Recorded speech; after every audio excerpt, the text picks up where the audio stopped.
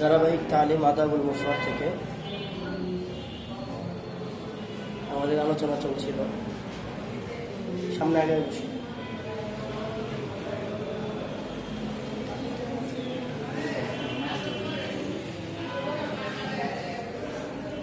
আজকের অধ্যায় পিতার বন্ধুদের সাথে সদাচরণ। অধ্যায়টা কি? পিতার বন্ধুদের সাথে সদাচরণ করো। حدثنا عبد الله بن صالح قال حدثني الليث عن خالد بن يزيد عن عبد الله بن دينار فقال الأعرابي ألست ابن فلان؟ قال بلى. فأمر له ابن عمر بحمار كان يستعقب ونزع عمامته عن رأسه فأعطاه فقال بعض من معه أما يكفيني درهمان؟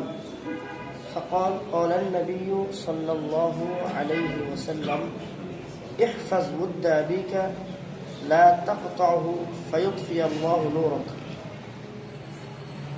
আমাদের এই কিতাবটা প্রতিদিন ধারাবাহিক তালিমে আমরা এতদিন পর্যন্ত বাবা মার সাথে আচরণ, মায়ের সাথে আচরণ, বাবার সাথে আচরণ, এরপরে হলো বাবা মার মৃত্যুর পরে আমরা আমাদের কি করণীয়, এই সমস্ত বিষয়।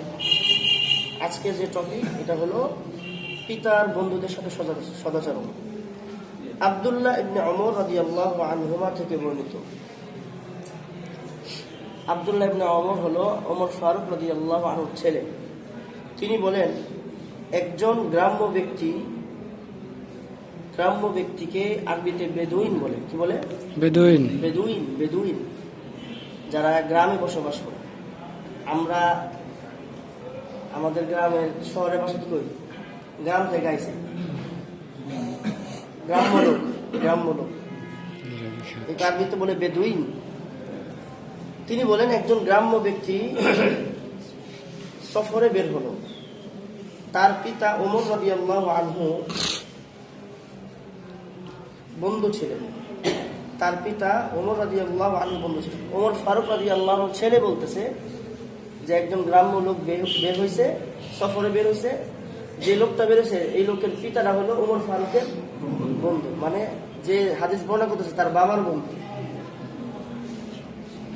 তিনি গ্রাম্য লোকটিকে জিজ্ঞাসা করলেন, আপনি কি অমুকের পুত্র?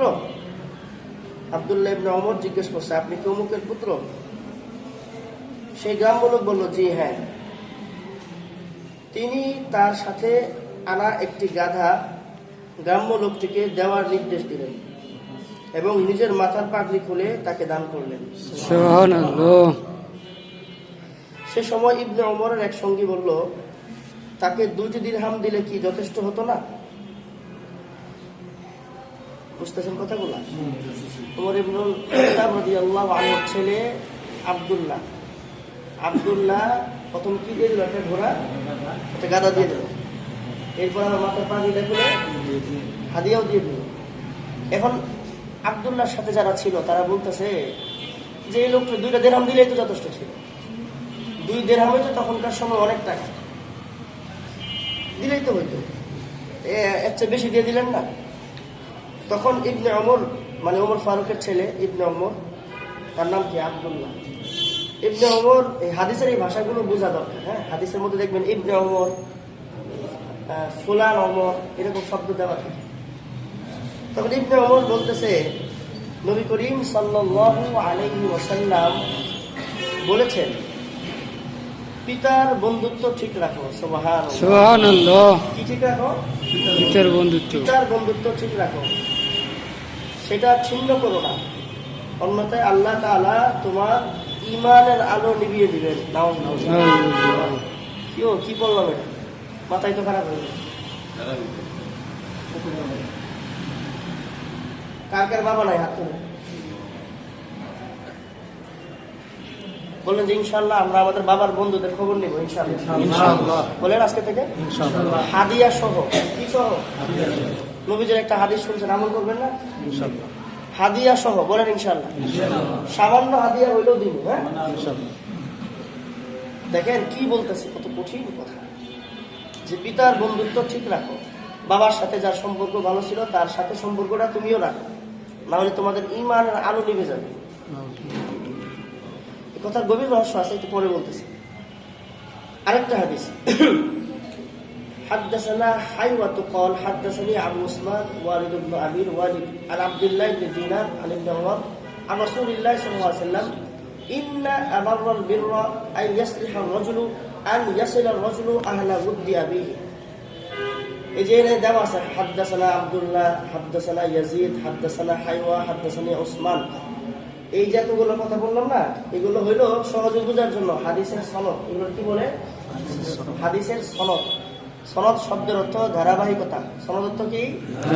ধারাবাহিকতা, বর্ণনার ধারাবাহিকতা। কিসের ধারাবাহিকতা? বর্ণনা, বিবরণের ধারাবাহিকতা। যেমন তার থেকে অমুক, অমুক থেকে অমুক, অমুক থেকে অমুক, অমুক থেকে অমুক, অমুক থেকে অমুক, এভাবে যাইতে যাইতে সাহাবী পর্যন্ত গেছে। সাহাবীর থেকে তাবি শুনছে, তাবির থেকে তাবে শুনছে, তারপরে তারপরের লোক শুনছে, এরপরের লোক শুনছে, আস্তে ইমাম বুখারী পর্যন্ত আছে। আর ইমাম বুখারী এই কিতাবে এই হাদিসটা লেখছে। সুবহানাল্লাহ বলবেন না? বুঝছেন কথাটা? বুঝছেন? এই কিতাবটা যে ইমাম বুখারী লেখছে, লেখার আগে সে কি বলছে? অমুকের থেকে তমুক, তমুকের থেকে তমুক, তমুকের তমুক, আস্তে আস্তে আমার পর্যন্ত আমি লিখছি। বুঝছেন বিষয়টা? কি বলতেছে?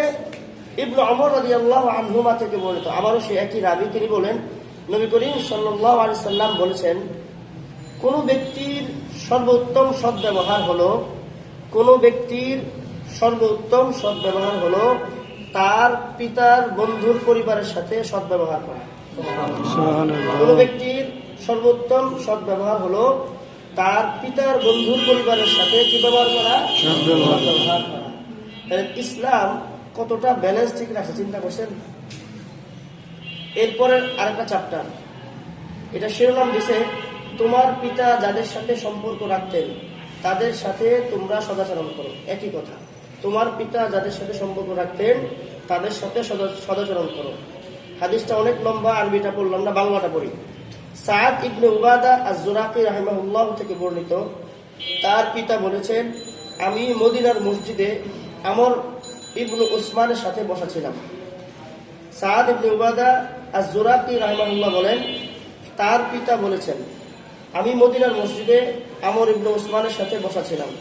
আব্দুল্লাহ ইবনে সালাম, একজন বড় বিখ্যাত সাহাবী, আব্দুল্লাহ ইবনে সালাম রাদিয়াল্লাহু আনহু তার ভাতিজার কাঁধে ভর করে আমাদের পাশ দিয়ে অতিক্রম করলেন। তিনি মজলিস অতিক্রম করে যেতে যেতে ফিরে তাকালেন এবং আবার সেখানে ফিরে এলেন। তিনি বলেন, আমর ইবনে উসমান, তুমি কি চাও? তিনি তিনবার এই কথা বললেন, দুইবার অথবা তিনবার একটা কথা বলেন। কথাটা কি? তারপর বলেন, সেই সত্তার শপথ যিনি মুহাম্মদ সাল্লাল্লাহু আলাইহি সাল্লামকে সত্য ধর্ম সহ প্রেরণ করেছেন, নিঃসন্দেহে আল্লাহর কিতাবে দুইবার বলা হয়েছে, মানে তাওরাতে দুইবার বলা হয়েছে, তোমার পিতা যাদের সাথে সম্পর্ক রাখত তাদের সাথে তুমি সম্পর্ক ছিন্ন করো না, অন্যথায় তাতে তোমার ঈমানের নূর সরে যাবে। তার মানে যিনি এটা বর্ণনা করছে তিনি হলো তাওরাত কিতাব সম্পর্কে ইলম রাখতেন। কি কিতাব সম্পর্কে রাখতো?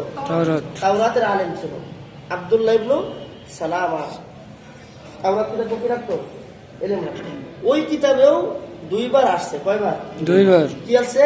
তোমার পিতা যাদের সাথে সম্পর্ক রাখতো তাদের সাথে তুমি কি করো? ভালো সম্পর্ক ছিন্ন করো না, তাহলে তোমার ঈমানের নূর সরে যাবে। এখানে যদি ইলমি আলোচনা করি, এই জায়গায় অনেকগুলো কথা। তো এখানে এই যে শেষ কথা, তাহলে 10 কথার এক কথা হলো বাবার সাথে যাদের বন্ধুত্ব তাদের সাথে কি রাখা? ভালো সম্পর্ক রাখা, খোঁজ খবর রাখা। আজকে তো আমার বাবা নাই, বাবা যেহেতু নাই, তো বাবার সাথে যাদের সম্পর্ক ভালো ছিল তাদের সম্পর্ক রাখা। আরেকটা হাদিস সাথে সামনে আসতে পারে, আল্লাহ রাসূল বলে, আম্মুর রাজুলি সিন ওয়া আবি, নবীজি বলেন চাচা হলো বাবার মতো। সুবহানাল্লাহ। চাচা কার মতো? বাবার মতো। এটা হয়তো সামনে আসতে পারে অধ্যায়, এখনো পর্যন্ত আসে নাই। চাচা বাবার মতো, তাহলে বাবার সাথে সবচেয়ে বেশি সম্পর্ক তো চাচার। সবচেয়ে বেশি সম্পর্ক হলো ছোট ভাই, বড় ভাই, ফুফু, এদের সাথে সম্পর্ক। এদের সাথে সম্পর্কের পরে যায় বাবা যাদের সাথে আড্ডা মারতো, একসাথে চা খাইতো, একসাথে ঘোরাঘুরি করতো, একসাথে ঘোরাফেরা করতো, এদের সাথে কি করা, ভালো সম্পর্ক রাখো। খালি এত না বড় হাতে, হালকা হইলো কিছু নিয়ে যাবো।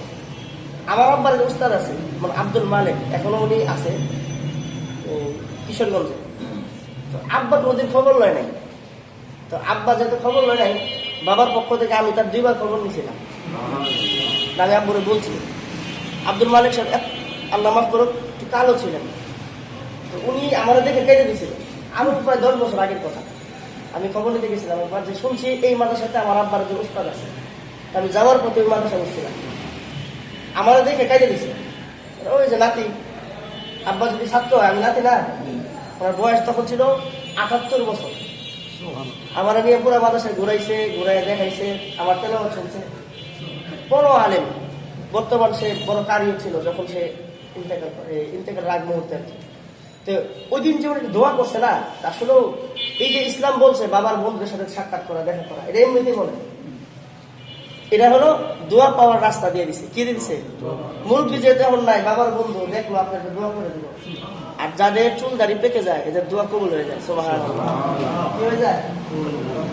ওই যে পাকছে 1 জন 2 জন, ওই আরেকজন 3 জন, ওনারটা একটু হয়েছে।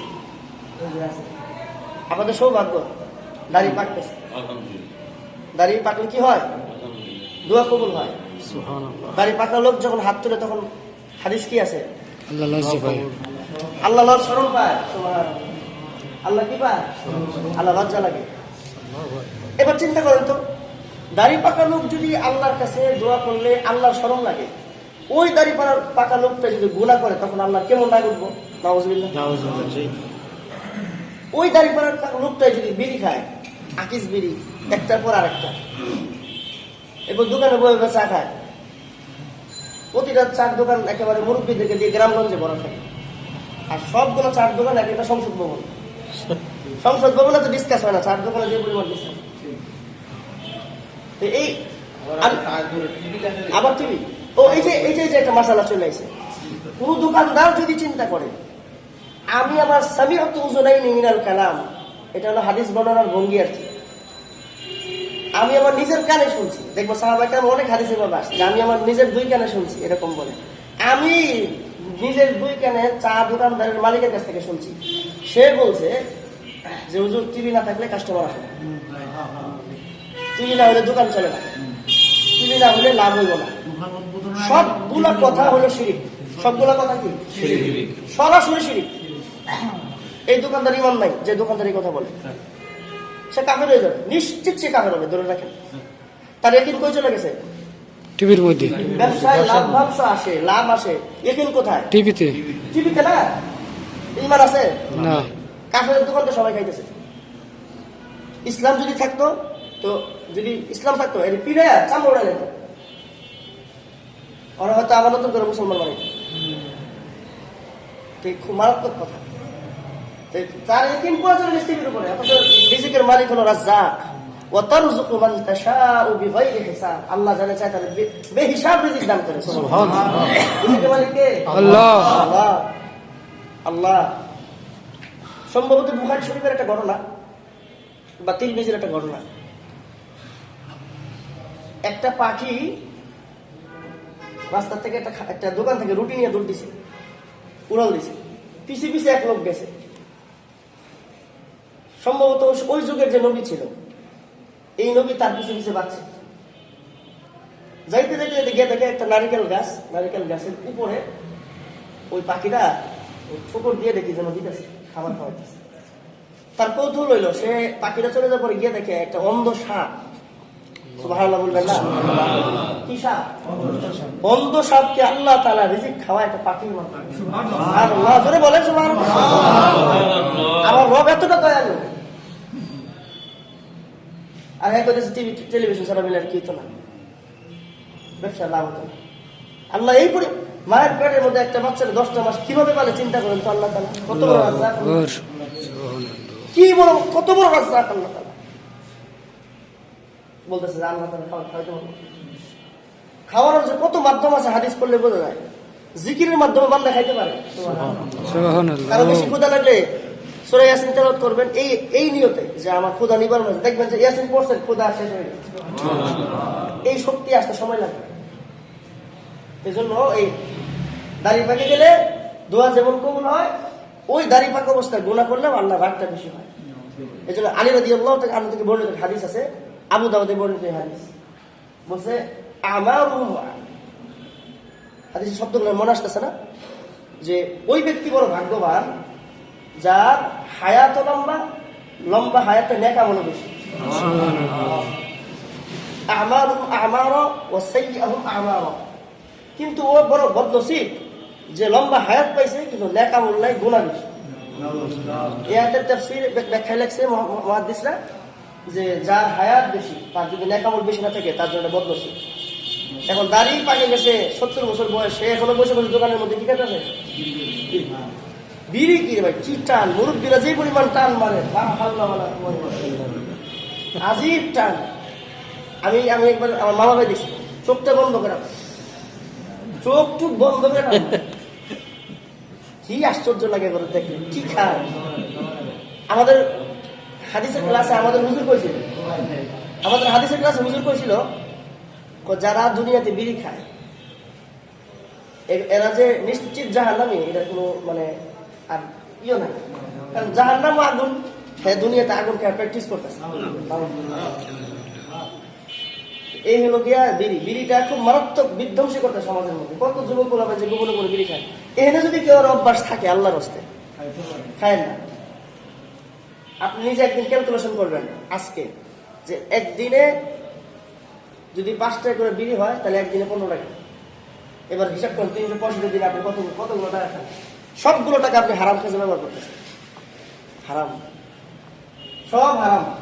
কয় বিড়ি বিড়ি মাখলো, হয় বিড়ি মাখলো, কেন কাছে বিড়ি মাখলো, কেমনে বিড়ি মাখলো হয়, কোন হুজুরে মিলে কাছে বিড়ি মিলে মাখলো, আশ্চর্য। বিড়ি মাখলো কিভাবে হয়? শুনবেন না, শেষ করে দেবো কথা, শুনবেন। একটা গুনাহ যেটা মাকরুহ, আমরা তো বুঝিয়েছি। আচ্ছা এই যে এবার ব্যাখ্যা শোনেন। আচ্ছা বলেন, একটা অফিসে আপনি চাকরি করেন, প্রথম দিন একটা ভুল করলেন, বস কি আপনার চাকরি শেষ করে দেবো, রাখবো? থাকবো। একই অন্যায় দ্বিতীয় দিন করলে একটু রাখবো, আর একটু বেশি, 3 বার করলে আরো মারাত্মক, 4 বার করলে রাখবে।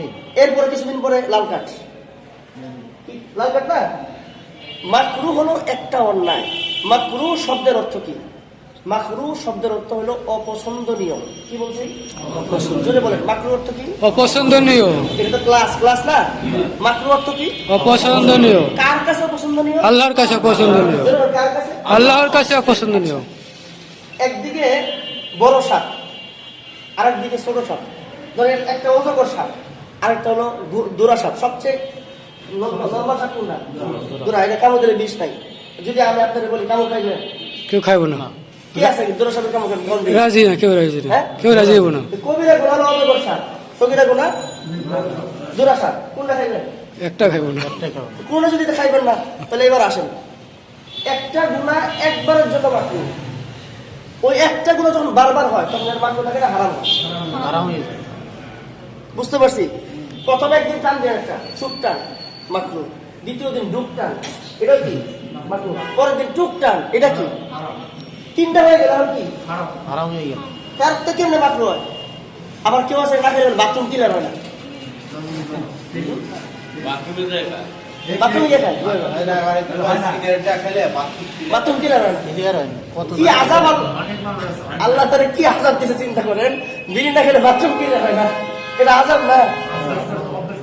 এটা আযাব তো, সে বুঝেই না, সে আযাব। ওয়ালা তাকুনু কাল্লাযীনা, সূরা হাশরের শেষের দিকে বলছে যে আমি আল্লাহ তাআলা আত্মগোলা করে দিয়েছি। আচ্ছা, পানের জর্দার ব্যাপারে অনেক হুজুরদের সাথে আমার ঝগড়া হয়েছে। আমার ফতোয়া জর্দা হারাম। এর সাথে আমি অনেক হুজুরের সাথে ঝগড়া করছি, অনেক ভালো ভালো আলেমের সাথে আমি ঝগড়া করছি। কেন? লা দরার ওয়ালা দিরার। হাদিসে আল্লাহ রাসূল বলছে, কোন ব্যক্তি তার শরীরের ক্ষতি করার কোনো হক রাখে না।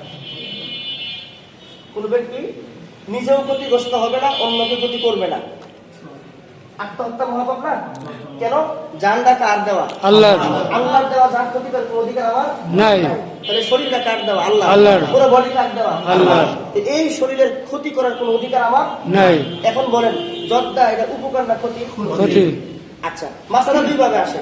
শরীয়তের মাসালা আসে আলেমদের কাছ থেকে, দুনিয়াবি মাসালা আসে ডাক্তারের কাছ থেকে। ডাক্তার বলতেছে এই জর্দা উপকার না ক্ষতি? ক্ষতি। আমাদের এখন ডাক্তারের কথার উপরে ফতোয়া দেই আমরা, ডাক্তার বলতেছে এটা ক্ষতি, তাহলে এটা কিভাবে হালাল হয়? বুঝেন না? ডাক্তার বলতেছে জর্দা ক্যান্সার হতে পারে, ফুসফুস নষ্ট করতে পারে। এটা তো এই খাবারের মধ্যে খাদ্যমন্ত্রী যারা, মানে যারা খাদ্যবিদ, পুষ্টিবিদদের কথার উপর আমরা ফতোয়া দিতেছি। পুষ্টিবিদরা বলতেছে জর্দা ক্ষতিকর, খয়ের ক্ষতিকর, চুন ক্ষতিকর, সুপারিটা হালকা উপকার, পান পাতাটা উপকার। তাহলে পান আর সুপারি হালাল, হালাল মানে বৈধ, আর বাকি তিনটাই নাজায়েজ। কদাচিৎ একদিন একটু খেয়ে ফেলছেন মাকরু, একই মাকরু 3 দিন করলে হারাম। পান সুপারিটা হালাল হতে হবে।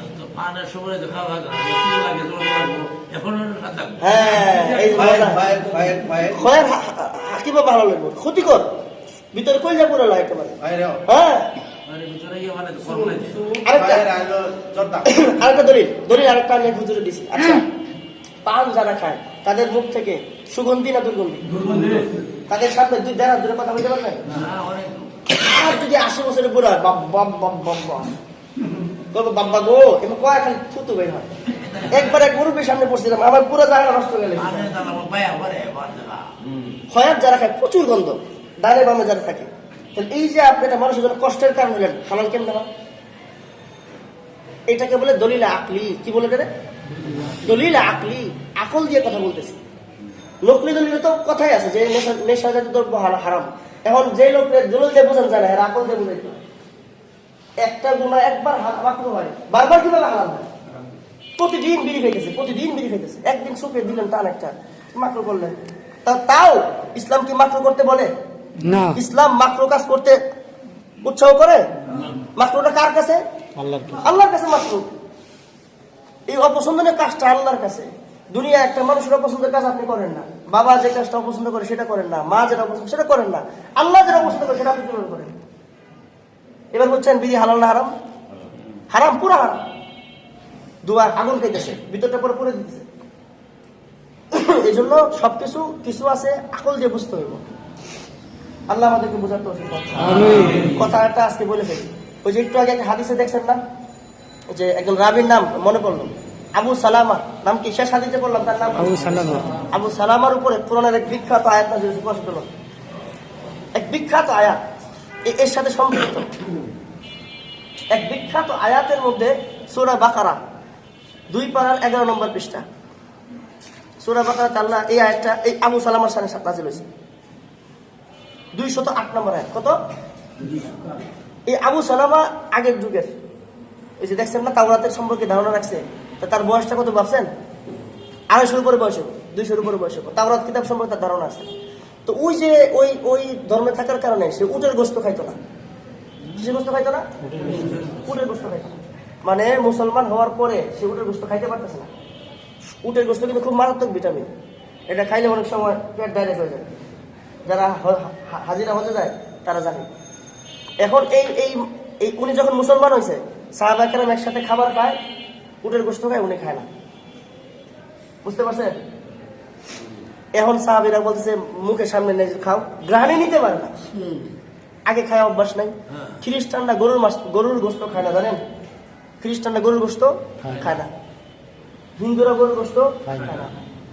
ইহুদি যারা তাওরাতের অনুসারী ছিল তারাও উটের গোশত খায় না। কোরআনে আছে এগুলো। এই তাওরাতের অনুসারী যারা, এটা ইহুদি না? তাওরাত কিতাবটা কার? মুসা আলাইহিস সালাম না? কোন ধর্ম? ইহুদি। এই ইহুদি ধর্মের লোকেরা উটের গোশত খায় না। এখন দেখেন, যখন সে মুসলমান হয়ে গেছে, আল্লাহ রাসূলের উপর ঈমান আনছে, এখন সে কি গোশত খাইতে পারতেছে না? উটের গোশত। সাহাবীরা গিয়ে নবীজির কাছে বিচার দিছে, ইয়া রাসূলুল্লাহ, আসলামা তো মুসলমান হইলো, কিন্তু সে তো আগে খাইতে পারে না, কিন্তু মুসলমান হওয়ার পর উটের গোশত হালাল না? এখন আমাদের ধর্মের উপর সবকিছু মানতেই হতো, এখন সে খাইতেছে না। না খাওয়ার কারণে সাহাবারা একটু কষ্ট। সে মুসলমান হয়ে গেছে, মুমিন হয়ে গেছে, সে এটা খাইতেছে না কেন? বুঝলেন? আকল্লুল হালাল,